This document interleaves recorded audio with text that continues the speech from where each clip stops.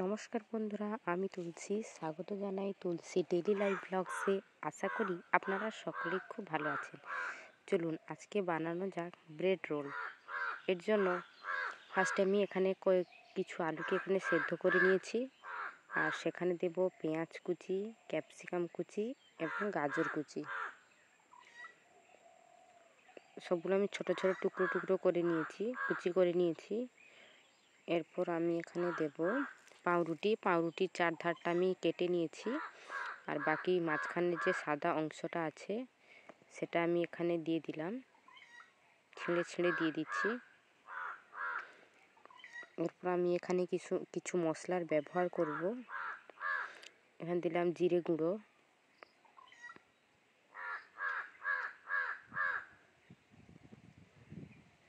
আদা এবং রসুন কুচি। এখানে আমি এক টুকরো আদা আর 2 কোয়া মতন রসুনকে গ্রেটারে গ্রেট করে নিয়েছি, সেটা দিয়ে দিলাম।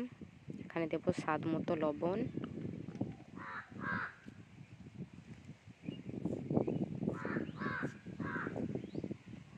লবণটা দিয়ে দিয়েছি। এরপর আমি এখানে দেব লঙ্কা গুঁড়ো,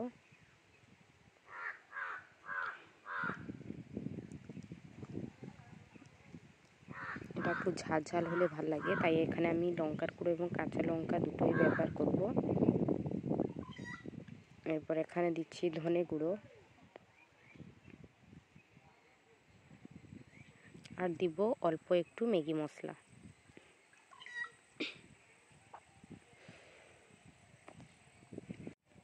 ম্যাগি মশলাটা দিয়ে দিয়েছি।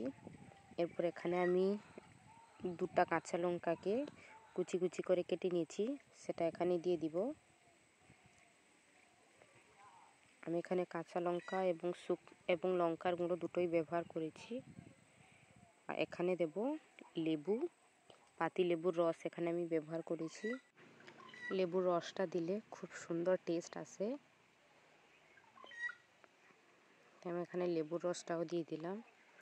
এরপর আমি সবগুলোকে খুব ভালো করে মেখে নেব।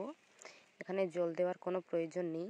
যদি দেখেন যে একটু শুকনো শুকনো মনে হচ্ছে, তাহলে অল্প একটু জল দিতে পারেন। এই যে এরপর আমি হাতের সাহায্যে লম্বা লম্বা করে এই যে এরকম শেপ দিয়ে নিয়েছি, আর ব্রেড ক্রাম্বসে ভালো করে কোট করে নেব।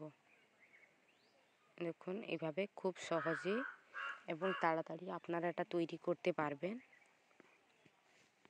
এটা বানাতে খুবই সহজ, খেতেও কিন্তু দুর্দান্ত লাগে। দেখুন কত সহজে তৈরি হয়ে গেল।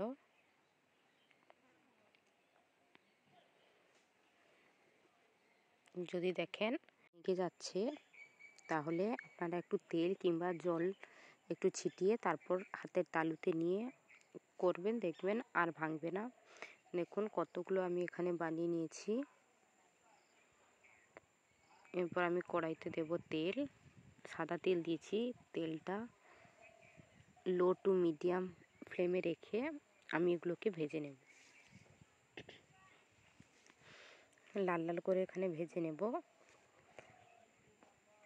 যেহেতু এখানে ব্রেড ক্রাম্বস দেওয়া আছে, আর মিডিয়াম ফ্লেমে যখন আমরা এটাকে ভেজে নেব, খুবই সুন্দর হবে খেতে, মুচমুচে হবে। অবশ্যই এভাবে একবার বানিয়ে দেখবেন। দেখুন যে অল্প অল্প একটু লাল হতে এসছে, আমি এই টাইমে একটু নেড়ে নিচ্ছি। দেখুন এটা তৈরি করতে বেশি সময় লাগে না, অল্প অল্প সময় এটা তৈরি হয়ে যাবে।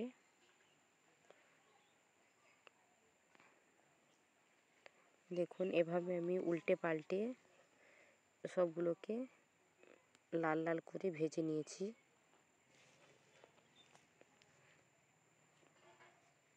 গ্যাসের ফ্লেমটাকে লো কিংবা পুরো হাইতে রাখা যাবে না, নাহলে এগুলো ভেঙে যেতে পারে।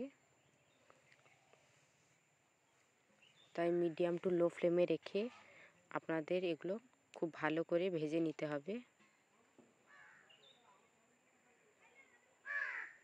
দেখুন একদম লাল লাল করে তৈরি হয়েছে, এবং এটা খেতেও খুবই সুন্দর হয়েছিল।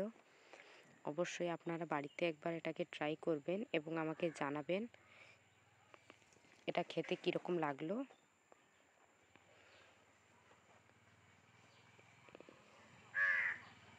দেখুন এগুলো কত সুন্দর ব্রাউন কালার হয়ে এসছে। এরপর আমি আস্তে আস্তে এগুলোকে তুলে নেব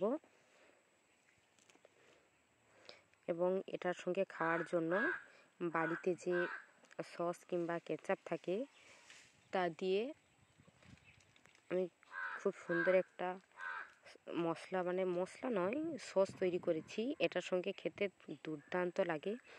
চলুন কিভাবে আমি বানালাম সেটাও আপনাদের সঙ্গে শেয়ার করি। এর জন্য আমি নিয়েছি এখানে পাতিলেবুর রস। একটু বেশি পরিমাণে পাতিলেবুর রস নেবেন। তারপর এখানে দেব বিট লবণ। বিট লবণটা দেওয়ার পর এখানে দেব টমেটো কেচাপ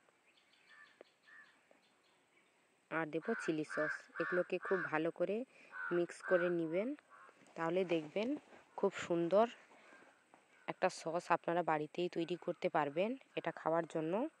আমি যে কোনো পকোড়া তৈরি করলে এইরকম সসটাকে বানিয়ে খাই, খেতে তো খুবই সুন্দর লাগে। যদি এই রেসিপিটি ভালো লেগে থাকে তাহলে লাইক, কমেন্ট এবং শেয়ার করবেন এবং অবশ্যই সাবস্ক্রাইব করে রাখবেন আমার চ্যানেলটি। Thanks for watching.